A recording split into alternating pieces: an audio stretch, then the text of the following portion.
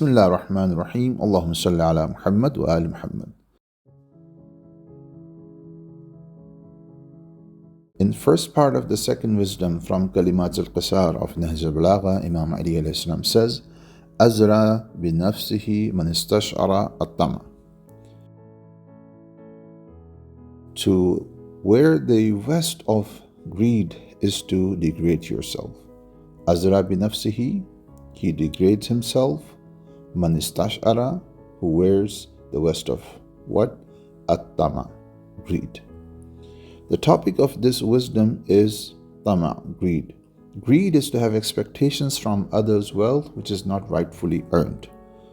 Sometimes you have expectations from others' wealth, but you have rightfully earned it. For example, if you're working for someone, you're doing a job for someone, or you do trade with someone. So you have expectations, but you have rightfully earned it.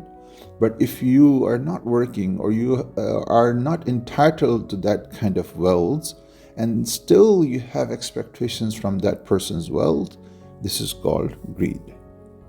Now, greed is of two kinds. Sometimes it is commendable, sometimes it is condemnable. We have tam'ul madhmum and we have tam'ul mamduh. The topic of this wisdom is the condemnable greed, not the commendable greed, tam'ul mamduh. Commendable greed, tam'ul mamduh, is to expect Allah's beneficence, is to expect Allah's mercy even though you don't deserve it. Quran also talks about in Surah Sajda, verse number 16, تَتَجَافَى جُنُوبُهُمْ عَنِ الْمَضَاجِعِ يَدْعُونَ رَبَّهُمْ خَوْفًا وَطَمَعًا.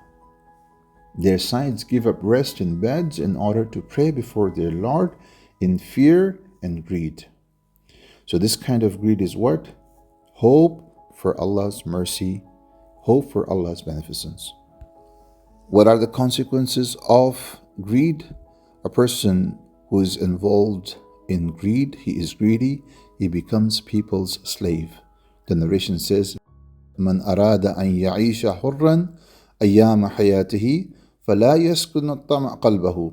Whoever wants to live a free life, he should not give place to greed in his heart.